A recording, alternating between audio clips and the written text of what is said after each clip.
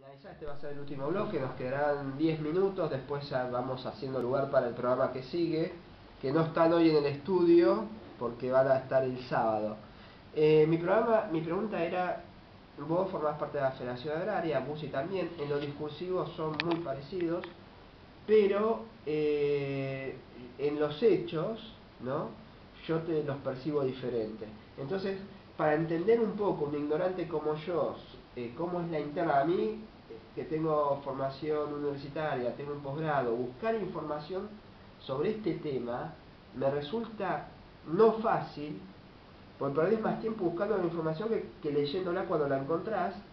Y vos presentás una perspectiva histórica que sirve para entender el presente, y además presentás el escenario, explicás el escenario presente y planteás una solución a ensayar. Bueno, rápidamente, la mesa de enlace no la inventa Busi. La Federación Agraria Argentina, durante la década del 60 y del 70, constituye una mesa de enlace con las 4 entidades. Ahí la Federación Agraria Argentina convalida la expulsión de los últimos 25.000 chacareros arrendatarios en la época de la dictadura de Onganía. La ANUCE le da al ministro de Agricultura a la Federación Agraria Argentina, que es Antonio Di Rocco, es ministro de la dictadura de la ANUCE. Viene don Humberto Volando, lo desaloja a Di Rocco de la presidencia de la Federación Agraria Argentina, le gana la interna, para hacértelo sencillo, y pone a la Federación Agraria en otro lugar. Lleva a la Federación Agraria, la hace adherir a la CGE de Gelma, fue vicepresidente de Gelma, o secretario, no me acuerdo bien qué cargo ocupó la CGE de Gelma, pero le ofrece la Secretaría de Agricultura en lugar de Giberti, que Giberti había sido asesor de la Sociedad Rural Argentina. Durante 10 años Giberti fue asesor de la Sociedad Rural Argentina. Le ofrece, Volando no la quiere, le dan a Giberti, y Volando pone Astrólogo, que era el presidente de la FACA, de una asociación de cooperativas argentina, lo pone de subsecretario de Agricultura. ¿Algo que ver con lo que hoy es ACA? No. FACA se fundió, quebró en la década de los 90, le hizo quebrar en la época del menemismo. Acá es otra línea de cooperativas. Esto fue FACA. Eso fue así. A partir de la presencia de don Humberto Volando en la Federación Agraria se generó una corriente de pensamiento que todos pensaban como Humberto. O sea, yo pienso como Humberto. Busi pensaba como Humberto. Pensábamos todo igual. Era una camada de militantes agropecuarios que teníamos la misma posición de la burguesía nacional, de defensa del campo nacional y popular, de la lucha contra el latifundio y todo lo demás. Eso pasó hasta el 2008 del conflicto agropecuario. En el 2008, Eduardo fue un representante de nuestra línea, que éramos todos además militantes, el conductor nuestro era Mariano Echaguibel, un dirigente agrario que murió en un accidente en la ruta en la década del 90 con un paro contra Menem. Cuando estábamos haciendo un gran paro con corte de ruta contra Menem, murió en un accidente. Ese era nuestro líder de esa época. Bueno, quedó Eduardo lo bancamos, todos pensamos lo mismo, pero bueno, Eduardo mudó de posición ideológica durante el conflicto. Mudó de posición ideológica durante el conflicto y se llevó a una parte de la dirigencia con él, que ya había una derecha fuerte en la Federación Agraria Argentina, había una derecha fuerte. ¿Te puedo hacer una pregunta histórica, sí, un poco fuera de lo que estabas hablando? ¿Es cierto que la Federación Agraria estuvo con el conato que hizo la PG poco antes del golpe del 24 de marzo del 76? Abancó el paro del 22 de marzo de 1976, la PG, ¿sí? ¿Es cierto? Paro golpista. Totalmente golpista. Fue el paro previo al golpe de Estado el 24 de marzo del 76. Pero después hay que... Volando conducía en aquel momento la Federación Agraria. Había estado en la CGE hasta donde pudo, después saltó, rompió con la CGE, Gelbar era ministro, ya estaba exilado, Julio Bronner, que era el sucesor de la CGE, estaba exilado en Venezuela, y Humberto rompe y trata de preservar la estructura de la Federación Agraria Argentina para no tener conflicto con la dictadura militar. Yo no estaba en ese momento, era muy chico, y apoyo el paro. Pero después Humberto fue uno de los que encabezó la resistencia a la dictadura militar, larga un acto muy famoso en Villa María en 1980 en contra, por la vuelta a la democracia, que junta miles de productores, y a partir de ahí encabeza todo un movimiento progresista y bancó a Alfonsín en toda la época de Grispum, por ejemplo. Fue un tipo que fue un buen sostenedor de Alfonsín, y después, bueno, cuando vino Surruil, cuando vino todo el giro neoliberal del gobierno alfonsinista, tomó distancia de eso y se puso al frente. Humberto fue un dirigente dentro de todo, más allá de con sus idas y vueltas, fue una persona fue de lo más progresista que tuvo el movimiento agrario en la Argentina, lo único progresista que tuvo, por llamarlo de alguna manera. Y Bussi era un continuador de esa línea, defensor de los derechos humanos, diríamos, tenía todo un discurso muy progresista, bueno, pero después pasó lo que pasó, que ya es historia. Se cambió de bando el hombre y bueno, ahí está ahora como asesor del presidente de la Cámara de Diputados de la Nación, de Emilio Monzón. También con antecedentes agrarios, es del mismo pueblo que mi mujer, que de Carlos Tejedor. Claro, fue intendente en Carlos Tejedor. Así es. Esa muda de, vos decís que es cierto oportunismo, que hoy los productores de Federación, o una parte de los productores del perfil de Federación Agraria, ven el mundo, los agronegocios con una expectativa positiva. Hay mucho de eso que vos planteás, pero yo no sé lo que le pasó en la cara. Yo creo que hoy íntimamente, yo lo conozco, yo tengo una relación muy estrecha con Eduardo, yo creo que hoy íntimamente está muy arrepentido de haber estado donde estuvo. Yo te hago una pregunta desde mi juventud, que era muy marxista yo. Sí. ¿Tendrá que ver con los intereses materiales el hecho de que tengo entendido, no sé si es cierto, que en la época de la 125, un tipo que tenía 1 o 2 hectáreas le convenía alquilarla y ganaba más guita que si la producía él? ¿Tendrá que ver con eso la mutación de Bussi? No, pero sí es cierto que hubo esa mutación en el campo. El campo argentino es un campo hoy en donde hay una gran cantidad de rentistas. La Argentina no diferencia a sus productores. La Argentina llama productores agropecuarios a sus rentistas agrarios.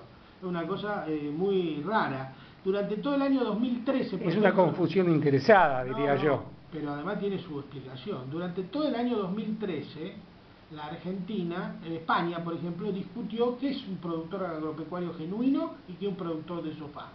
Y determinó y tuvo una definición: aquel que el 70% de sus ingresos provenían de la actividad agropecuaria real, ese era un productor genuino, y a ese financiaba. En la Argentina no. En la Argentina el productor rentista, y un rentista, en la Argentina hoy tiene 200.000 productores agropecuarios menos que hace 20 años. Entonces la confusión y uno de los debates con Bussi era el siguiente: Bussi decía que el kirchnerismo era la continuidad política del menemismo en el campo, porque los dos tenían menos productores. Y en una parte lo que decía era cierto, pero lo que pasa que del 90 al 2001 se quebraron 180.000 explotaciones agropecuarias pequeñas y medianas, y un productor quebrado iba a trabajar de tractorista, de camionero o iba a una villa miseria. A partir del 2001 viene ese proceso que hace referencia a vos: el productor se transforma en rentista. Y un rentista no es lo mismo que un productor quebrado, genera un clima socialmente totalmente distinto. Un productor quebrado se izquierdiza, se afilia al PO. Un productor rentista se afilia al PRO, está todo el día en el boliche y va de shopping. Entonces es un clima social, cultural y político absolutamente distinto. Absolutamente distinto. Aunque en los dos significa que hay menos productores agropecuarios, pero no es lo mismo un efecto que el otro. ¿Se entiende cuál es la diferencia? Sí, totalmente. Lo que no estoy de acuerdo es con la lectura que hiciste de eso, que el quebrado se va al PO. Bueno, lo dije como una metáfora, no se afilió ninguno al PO, está claro. Pero ni se izquierdizaron de por sí. Sí.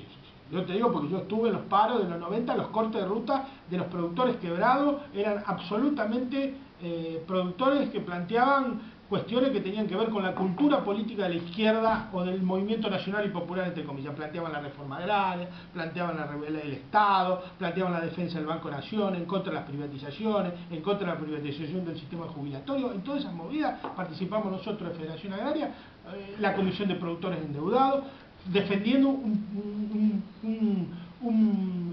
programa nacional y popular. Después del rentismo agrario, el programa es de derecha, no la intervención del Estado, menos impuestos, no quiero pagar esto, digo, el clima es totalmente distinto. Lo dije lo del PO y del PRO como metáfora, para que se entienda. En dos minutos, ¿por qué si hay tanta gente que comparte esa crítica al consenso de Washington? disperdigada por todo el país y gente que sufre ese consenso desde tu perspectiva, pues es muy difícil. ¿Por qué resulta muy difícil unirse, encontrarse y llevar todos juntos adelante un programa común?